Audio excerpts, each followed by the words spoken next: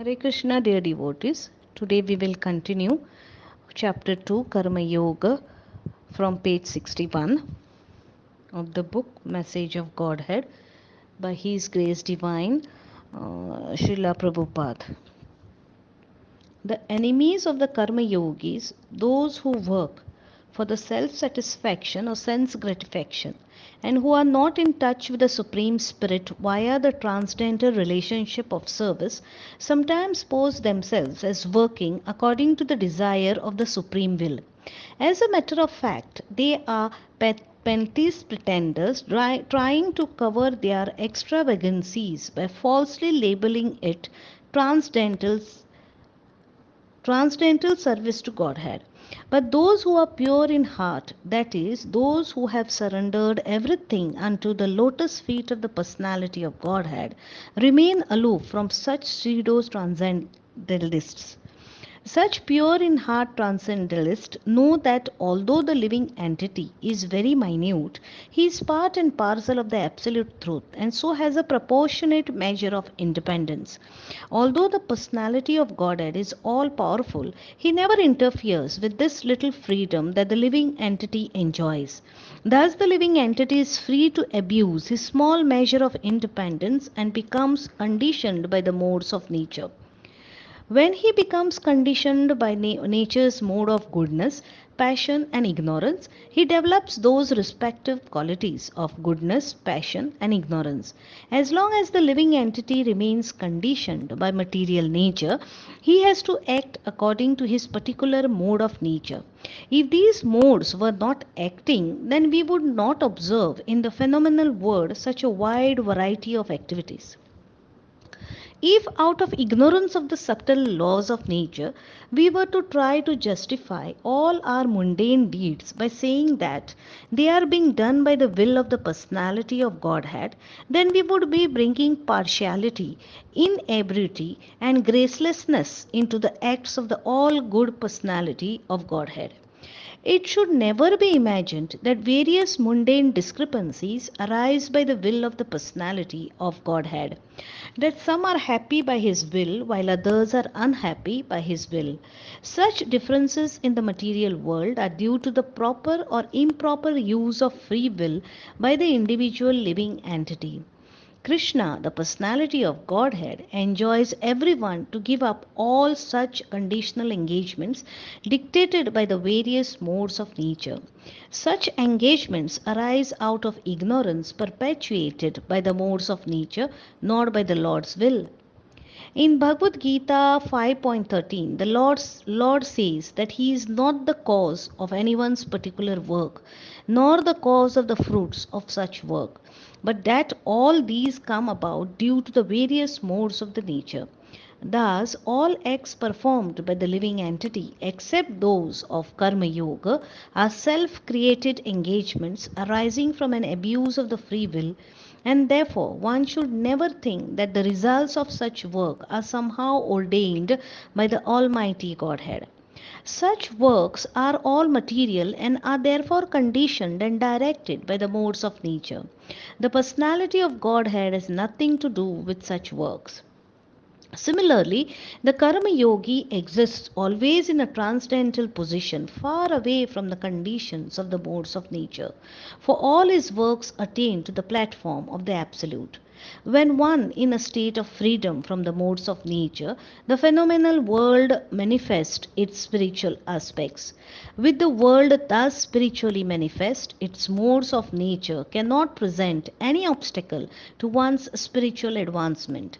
When such obstacles are surpassed, one attains to the absolute vision.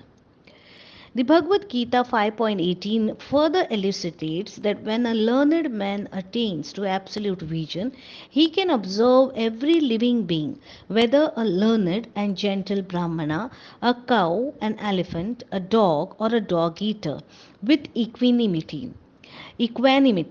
Among the human beings, a learned and a gentle Brahmana is the embodiment of nature's mode of goodness, while among the beasts, the cow is the embodiment of the mode of goodness. The elephant and the lion are embodiments of the passionate mode of nature, while the dog and the chandala, that is God, dog eater, are the embodiments of nature's mode of darkness or ignorance. However, instead of focusing on the various external tabernacles of these living entities, they are embodiments under various modes of nature. The Karma Yogi looks upon them with his absolute vision and thus penetrates to the spirit embodied therein. And because this infinitesimal spirit emanates from the infinite supreme spirit, the Karma Yogi in the highest state can observe everyone and everything with equanimity. Such a karma yogi views everything in relation to the absolute, and therefore he engages everything in the transcendental service of the absolute.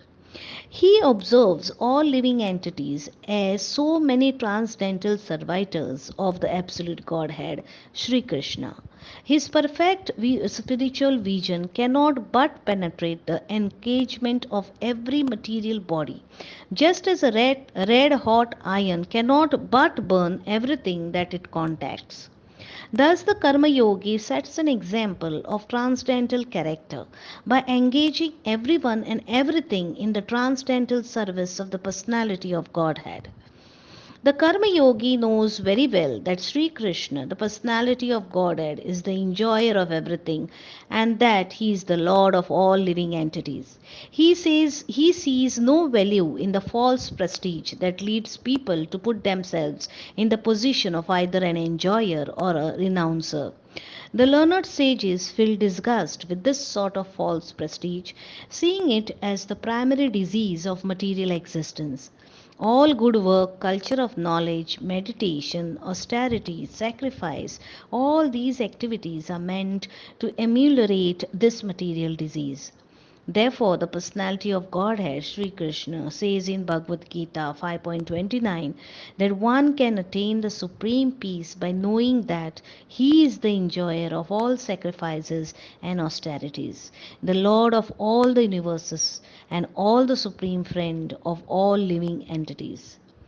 We have already discussed the necessity of performing work only for sacrifice or to please the transcendental senses of Vishnu, and the above statement of Bhagavad Gita makes it clear that Sri Krishna, the Supreme Personality of Godhead, is alone capable of enjoying the result of all sacrificial performances.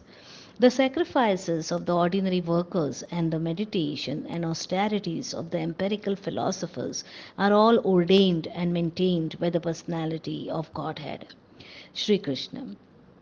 Also, the supersoul, the localized aspect of Vishnu, which is the object of meditation for the mystic yogis, is a plenary portion of Sri Krishna, the personality of Godhead. Thus, Sri Krishna is the friend of everyone, whether one be an ordinary worker, an empiric philosopher, or even a mystic yogi. And what to speak of the devotees, who are 100% servitors of the personality of Godhead. The personality of Godhead always does good for one and all by empowering his devotees to preach and propagate the transcendental process of devotional service to Godhead everywhere in accord with the specific time, place, and audience. The Lord is therefore the reservoir of all blessings, and the people in general can attain perfect peace and happiness when they come to know Him by the process of devotional service beginning with Karma Yoga. Those who do everything for the transcendental service of the personality of Godhead Sri Krishna have no need to perform any sacrifice, penance, or meditation that is unrelated to the service of Godhead. We have already discussed herein before that the qualities of goodness, which are the signs of the Brahmana, are included within the qualities of such devotees of the Lord.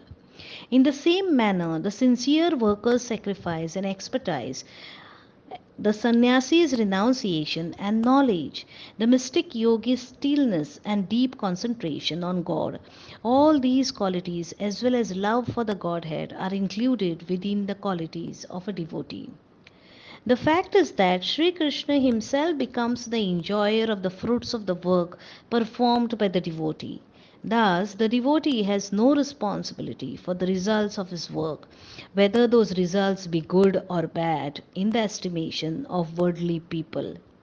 The devotee acts under the impetus of his obligation to do everything for the sake of Sri Krishna. He never acts on his own account. In contrast, the sannyasi, who is not a devotee of Godhead, relieves himself of all worldly responsibilities in order to acquire knowledge to the all pervasive spirit. The mystic yogi takes similar measures so that he can enhance his meditation and better visualize within himself the localized aspect of the same Supreme Spirit. But the devotee acts only for the satisfaction of the Supreme Person without being impelled by a motive of self satisfaction, and thus is actually free from all worldly duties without the separate effort made by the sannyasis and the mystics. The spiritual knowledge acquired by the sannyasis and the eightfold perfections achieved by the mystic yogis are all within easy reach of the devotee. Still, the devotee does not desire to achieve any profit, adoration, or distinction. He desires no gain whatever except to be engaged in the transcendental service of Godhead, and simply by such service he gains all. Once one achieves the supreme gain, which encompasses all other gains, what is there still to be achieved? Hare Krishna, Krishna Krishna, Hare Hare, Hare Ram, Ram Ram, Hare Hare. Thank you, devotees. Hare Krishna.